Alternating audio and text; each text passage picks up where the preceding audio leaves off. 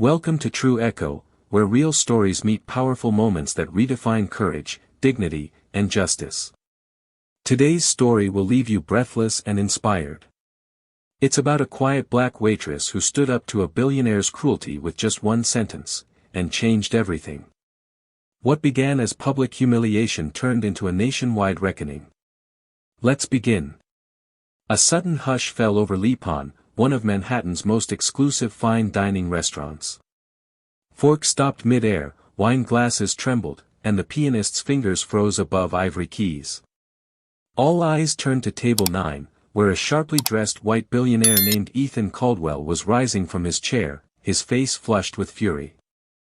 Across from him stood Sophia Jenkins, a petite black waitress barely in her 30s, holding a silver tray that now shook slightly in her hands.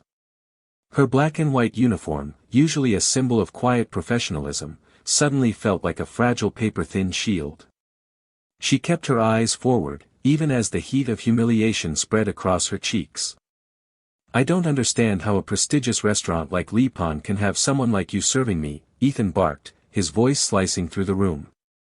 "I came for a 5-star meal, not some cheap display of diversity." The statement was loud, deliberately so, and it punched the air out of the room like a sudden vacuum. People stared. Some gasped. Most simply froze. Sophia didn't blink. She didn't cry. She had heard versions of this her entire life, from strangers, teachers, customers, even her own family sometimes. But never this blatant. Never this loud. "If you'd like," she replied, voice steady, "I can fetch the manager for you to discuss any concerns about who is serving your table." The calmness in her voice contrasted Ethan's tantrum so sharply that nearby patrons glanced at one another in quiet awe. But Ethan wasn't finished. He slammed his fist down on the table, knocking over a glass of red wine that spilled like blood across the white linen tablecloth. "I don't need the manager. I want you gone. Now. You're useless. You shouldn't be here. People like you never should have been here." It wasn't just about the restaurant anymore. His words went deeper. They were aimed not just at Sophia, but at every woman who looked like her. Every person who had ever been told they didn't belong. Sophia's breath caught. Her thoughts raced. She thought of Lily, her 7-year-old daughter, practicing ballet moves in their tiny living room. Lily with her warm eyes, who already knew too well what exclusion felt like. That image alone was enough to steal Sophia's heart. Her hands no longer trembled. And though she hadn't planned to say anything, she did. "Sir," she said quietly, firmly, "you may be able to buy a meal. But you can't buy dignity." There was a beat of stunned silence. Then a ripple of emotion spread across the restaurant. At first, disbelief. Then something else. Admiration. Ethan's jaw tightened. He took a step toward Sophia, fury bubbling just beneath his skin. "Do you know who I am?" he hissed. "I can make one call and you'll never work in this city again." She stood tall. "If standing up for myself means losing my job, so be it." Ethan's face contorted. His 2 bodyguards flinched, unsure if they were meant to do something. His business associate, Aaron Miller, looked deeply uncomfortable, as if he wanted to vanish from the scene. Without another word, Ethan turned sharply on his heel and stormed out of the restaurant, the heavy doors slamming shut behind him. The echoes lingered like thunder after a lightning strike. But with the billionaire gone, Sophia's heart began to pound. Reality caught up with her. He was powerful. Beyond powerful. He owned half the skyline. If he wanted her gone, he could do it. With a whisper. A call. A signature. The restaurant manager, Richard Harris, hurried over. He looked torn, between admiration and panic. "Sophia, what you did," he paused, lowering his voice. "I'm proud of you. But Ethan Caldwell, he doesn't just make threats. He follows through. He'll try to bury you." "I know," she said softly. Richard ushered her to the back office where staff murmured in hushed tones. She sat down, staring at the floor. It wasn't supposed to go this way. She had worked so hard to get to Lipon. She'd cleaned apartments, waited tables in diners where she wasn't allowed to take the front section, even ironed uniforms in the middle of the night to earn extra. And now, it could all be over. Not because she was incompetent, but because she had spoken with dignity. What she didn't know, what no one knew yet, was that a customer near the bar had recorded the entire incident on their phone. And by sunrise, that video would change everything. Sophia didn't sleep that night. Her body ached from the long shift, but it was the fear, the unknown, that truly kept her awake. She stared at the ceiling of her modest apartment in Queens, listening to Lily's gentle breathing from the next room, clutching her daughter's tiny ballet slipper to her chest like a lifeline. She had no idea that while she lay in bed wondering if she'd have a job the next morning, her face had become one of the most watched in the country. The video captured at Lipon had gone viral, wildly so. It had everything: opulence, power, cruelty, injustice, and one woman standing calmly in the storm, refusing to be humiliated. The clip was less than 2 minutes long, but its impact was seismic. By the time the sun rose, hashtags like #StandWithSophia and #CourageOverCruelty were trending worldwide. Celebrities tweeted their support. A black congresswoman reposted the video with the caption, "This is what quiet strength looks like." A Hollywood actor called Sophia a national treasure. More than 3 million views were racked up before breakfast. Sophia, unaware of the firestorm erupting online, was brushing Lily's hair when her phone started buzzing, and didn't stop. Text messages from coworkers. Missed calls from unknown numbers. Instagram and Facebook notifications lighting up her lock screen like fireworks. Confused and nervous, she tapped a link her friend Darlene had sent. It opened the video, her confrontation with Ethan Caldwell. Her words ringing clear across the internet. "You may be able to buy a meal, but you can't buy dignity." Tears welled in her eyes. Her hands shook. She didn't feel like a hero. She had only wanted to survive the moment without crumbling. And now the world was watching. At Lipon, the tension had reached a fever pitch. Richard met her at the door with a look that was half amazement, half alarm. "You're trending," he said breathlessly. "You're all over the news." Patrice Bennett, the restaurant's elusive and rarely seen owner, had already arrived. She was normally a private woman, but today, she made an exception. She had called an emergency meeting.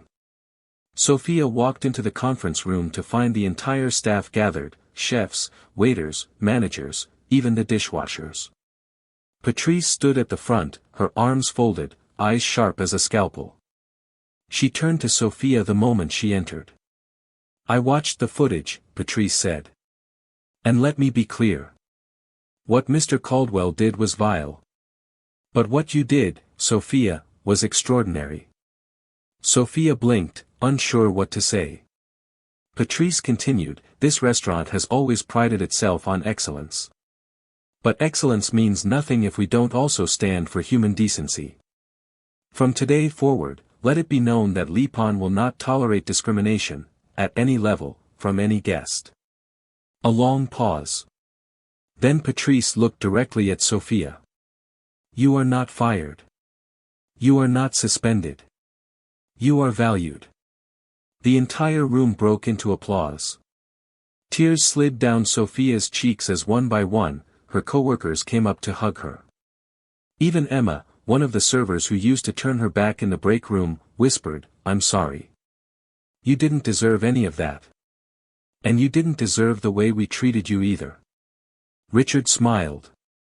"Turns out, your quiet dignity made more noise than anyone expected." But for all the joy and pride swelling around her, Sophia knew better than to relax. Because somewhere out there, Ethan Caldwell had seen the video too. And his silence, so far, was far more terrifying than anything he could have said. She didn't have to wait long. The very next day, two high-powered attorneys showed up at Lipan with folders and a chilling message. Mr. Caldwell demands a full written apology from Sophia Jenkins within 72 hours, they said. If she fails to comply, legal proceedings will begin. He is suing for defamation, slander, and emotional distress. Richard nearly choked. Patrice looked like she might burst into flames. But Sophia? She stayed calm. I will not apologize, she said firmly. For standing up for myself. For refusing to be humiliated. No. I won't. The lawyers left, and the war began. The lawsuit hit the news by noon. Billionaire Ethan Caldwell sues Waitress over viral video, screamed the headlines. Overnight praise turned into a media frenzy. Commentators and legal analysts debated the case from coast to coast. Some called it a billionaire's tantrum. Others warned Sophia to tread carefully. But Sophia Jenkins didn't flinch. She stood outside Lipan that evening, the cool Manhattan breeze brushing against her skin, cameras flashing from across the street. I will not apologize for refusing to be dehumanized, she told a local reporter calmly. If that costs me everything, then so be it. But I will not lie to save his pride. Back home, however, the pressure was immense. She had to walk Lily to school under the watchful eyes of strangers. Her phone rang constantly with both encouragement and hate. Some supporters offered donations. Others, shockingly, sent threats. One evening, a note was slipped under her apartment door. Stop before you ruin everything. He will crush you. Sophia's hands shook as she read it. But instead of backing down, she reached for her phone. Hi, Richard. I need to speak with Patrice. That same night, inside Lipan's top-floor office, Sophia, Patrice, and Richard met privately. The room was quiet, dimly lit, a stark contrast to the storm raging outside. I want to fight, Sophia said simply. But I don't know how. Patrice leaned forward, voice calm but resolute. Then we'll fight with you. And we'll bring the world with us. She slid a folder across the table. Inside was a legal partnership agreement. Patrice had already contacted the best civil rights law firm in the state, a black-owned firm known for standing up to the powerful. They had agreed to represent Sophia pro bono. They've seen the video, Patrice added. And they're ready to go to war. Tears filled Sophia's eyes. She could barely believe it. She'd spent her life being pushed to the margins, now people were stepping in to protect her. The next day, her attorneys filed a countersuit, wrongful retaliation. Racial harassment. Abuse of power. The story exploded again. What had started as a viral video now turned into a national legal battle. Major networks invited Sophia for interviews. Activists rallied behind her. Billboards appeared with her words. You can't buy dignity. But the most unexpected moment came when she received a call from an assistant with a soft accent. Miss Jenkins. Mr. Bill Gates would like to meet with you privately. Sophia blinked in disbelief. Bill Gates wants to meet me. 2 days later, a sleek black car arrived at Lipan. Sophia, now a face known in households across the country, stepped into the private VIP lounge, and there he was. Bill Gates. Calm, smiling, dressed simply in a navy sweater and gray slacks. He extended a hand. Sophia, it's an honor. Thank you, she stammered. He motioned for her to sit. I watched what happened. I've been in rooms with presidents, CEOs, and billionaires, but few people have shown the grace and courage you did that night. You reminded us all what strength truly looks like. Sophia swallowed hard. I didn't feel strong. I was terrified. He smiled gently. That's what makes it courage. Then he paused. I came here because I want your help. My foundation is launching a new initiative, Project Decency, a national effort to fight workplace racism and harassment. I want you to be its face. Sophia's heart stopped. Me? You, he said. We don't need a polished speaker or a PR-perfect personality. We need someone real. Someone who's lived this. Someone who stood up when it mattered most. Her mind raced. She thought of Lily. The pain. The fear. The threats. The late nights cleaning floors so she could feed her daughter. And now, this? Sophia nodded slowly, emotion thick in her voice. I accept. By that night, the announcement had been made. Sophia Jenkins, face of Project Decency. Twitter. CNN. BBC. It was everywhere. And for the first time since that awful night at Table 9, Ethan Caldwell's team issued a press release. No further legal action will be pursued. No apology. No remorse. But silence from the man who had threatened to destroy her. Because now, Sophia had something far more powerful than wealth. She had truth. She had courage.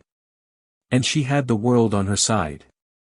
From the moment Sophia Jenkins stepped into the spotlight as the official face of Project Decency, her life transformed in ways she never imagined. What had begun as a confrontation over a steak and a sneer had evolved into a national reckoning, a movement about justice, human dignity, and the unseen battles fought by millions of underappreciated workers. But with this new chapter came new burdens.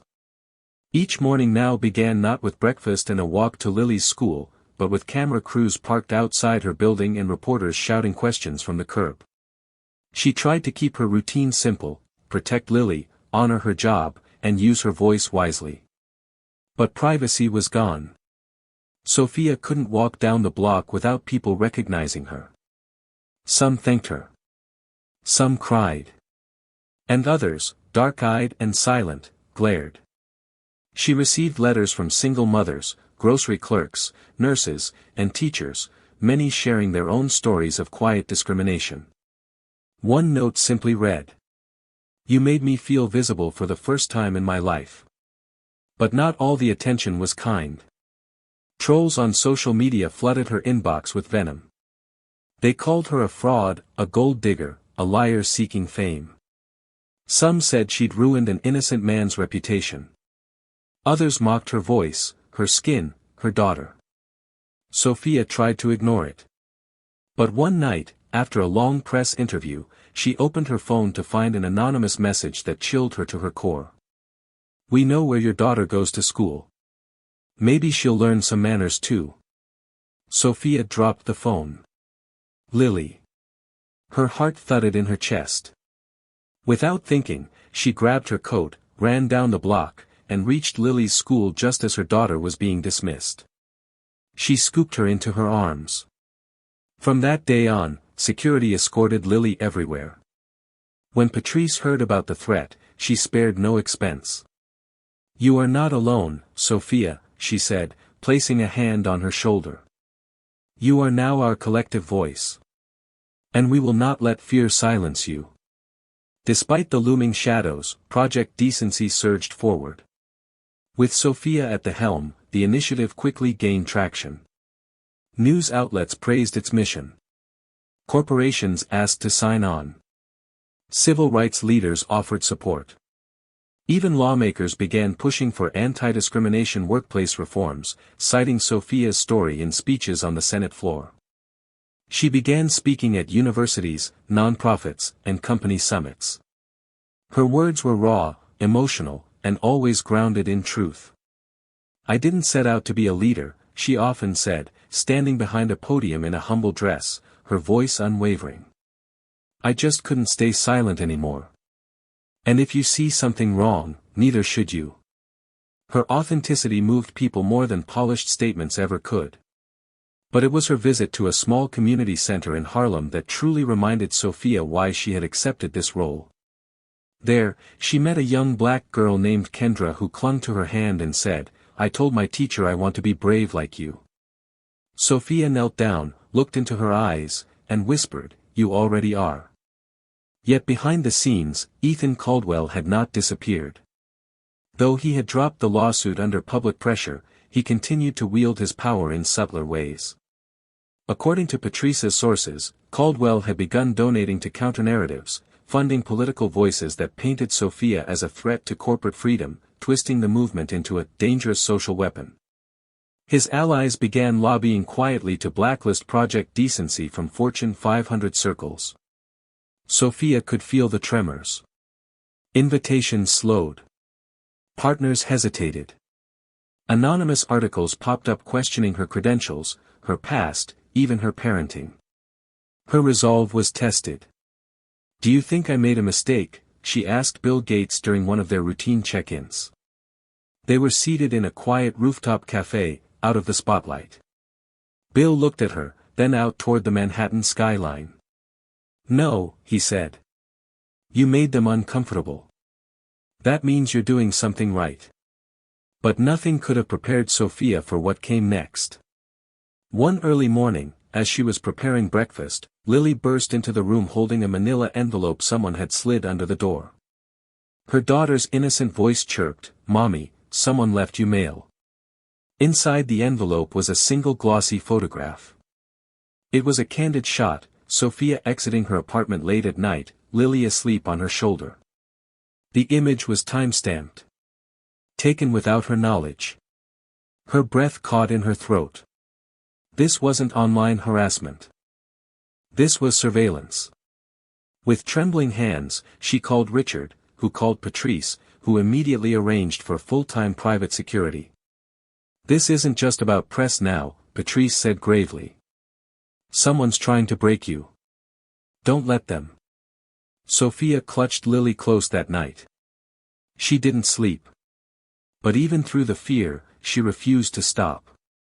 The next morning, as the soft sunlight spilled over the Manhattan skyline, Sophia stood at the podium inside the Grand Hall of the National Workers' Summit, a yearly event once reserved for executives, unions, and politicians. This year, she was the keynote speaker. Her hands were still trembling from the night before. That photograph, the quiet threat, it hadn't left her mind. And yet, here she stood. She took a slow breath, looked across the sea of faces, people of every background, class, and skin tone, and began. "6 months ago, I was just a waitress trying to make it through another shift. I didn't plan to confront a billionaire. I didn't want a camera in my face. And I never asked to become a symbol." A quiet hush fell over the room. Everyone leaned in.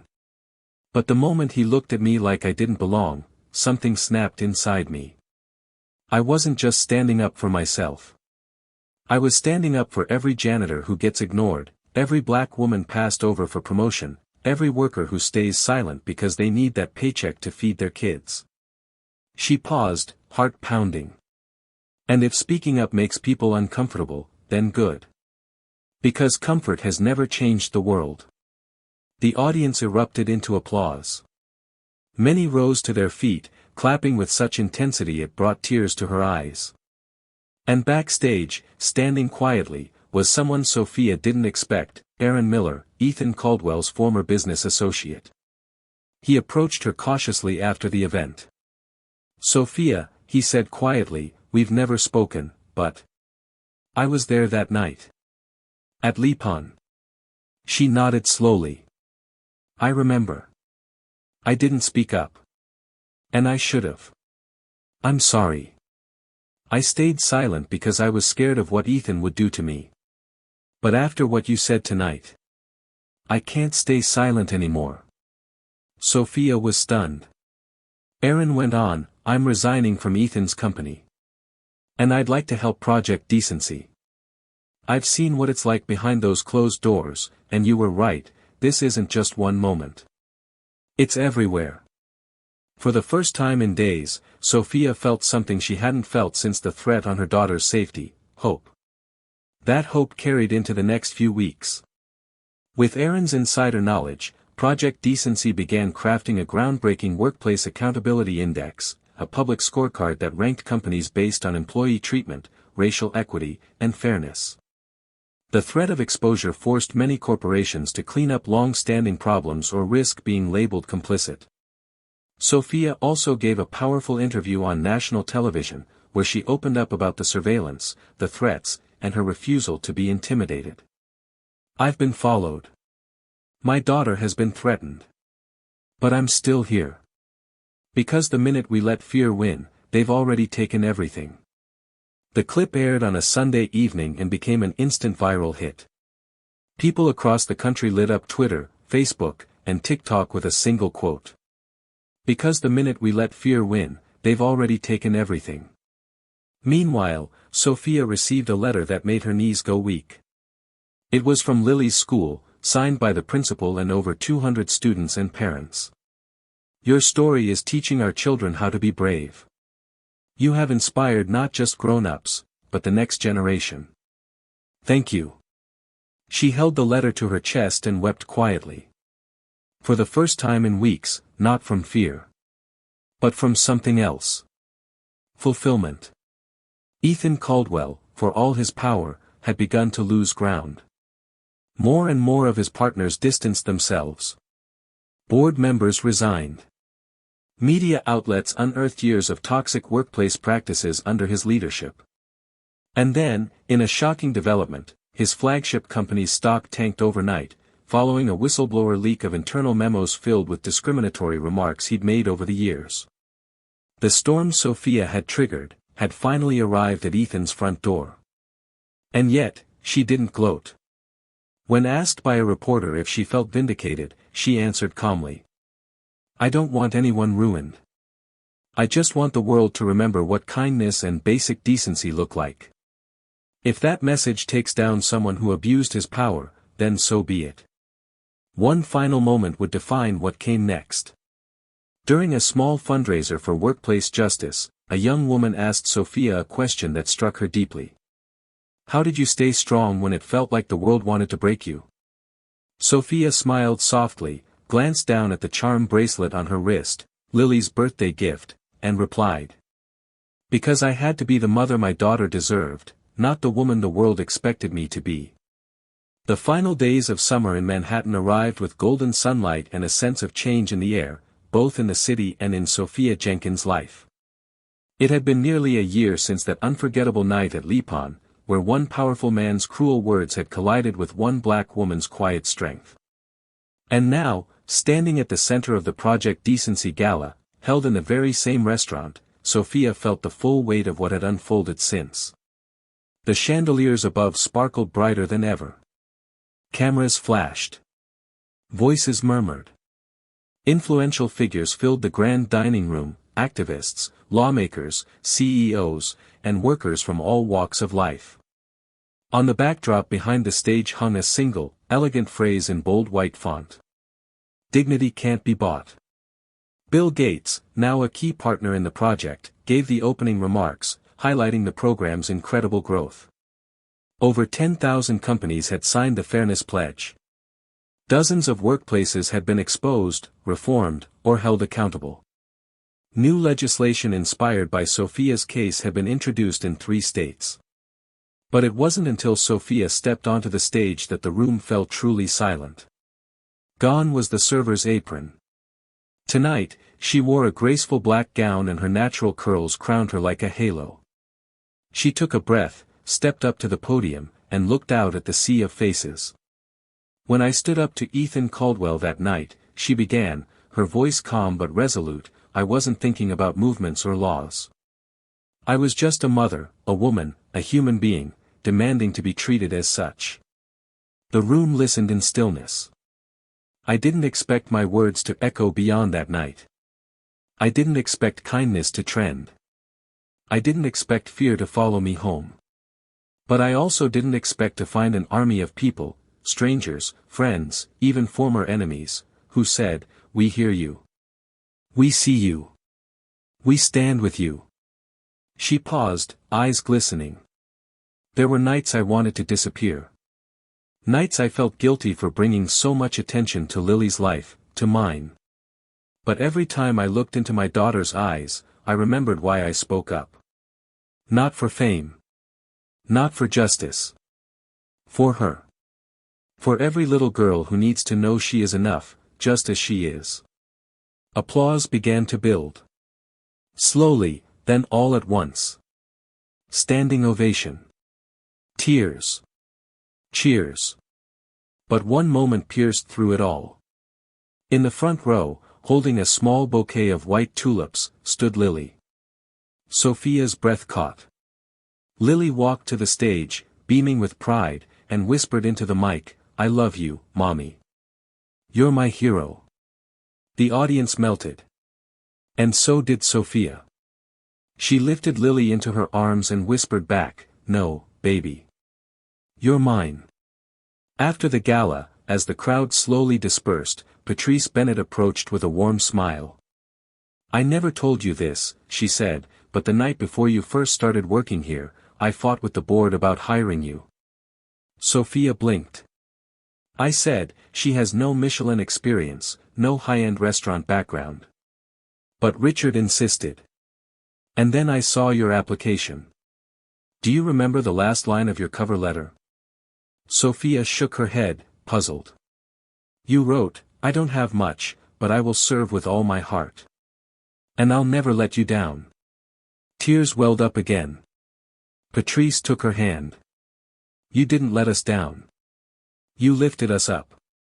In the months that followed, Sophia made a difficult but empowering decision. She officially stepped away from her job at Lipon, not in retreat, but in transformation. With support from Project Decency and a growing coalition of human rights organizations, she launched the Jenkins Foundation, dedicated to protecting and uplifting low-income workers, especially black women in service industries. The foundation offered legal support, emergency grants, and dignity training for corporations. Sophia now traveled across the country and eventually around the world, speaking in auditoriums, classrooms, union halls, and boardrooms. Not as a victim. Not even as a leader. But as someone who refused to stay silent. Her story was turned into a best-selling book and a documentary, both titled, "You Can't Buy Dignity." Even Ethan Caldwell, now disgraced, stripped of several board seats, and hounded by investigations, became a cautionary tale in business ethics seminars. Sophia never gloated. Because for her, the victory was never about bringing a man down. It was about standing tall. One final scene played out on a quiet Saturday morning. Sophia sat at her modest kitchen table in Queens, sipping tea as Lily danced barefoot across the floor to an old jazz record. The phone buzzed beside her. Another media request. Another invitation to speak. But Sophia ignored it. Because for just a moment, she was simply a mother again. And in the soft light filtering through the window, with her daughter laughing, she smiled, not because she had one. But because she had remained herself. All the way through. Sophia Jenkins didn't have a title, a fortune, or a famous name. But she had something far more powerful, her voice, her courage, and her unshakable dignity. Her story reminds us that when we stand tall in the face of cruelty, when we choose integrity over fear, we don't just defend ourselves. We light the way for others. So ask yourself today. What would you do if no one else stood with you, but your dignity was on the line? If Sophia's story moved you, please like this video, share it with someone who needs strength today, and subscribe to True Echo for more stories that prove one person really can change everything.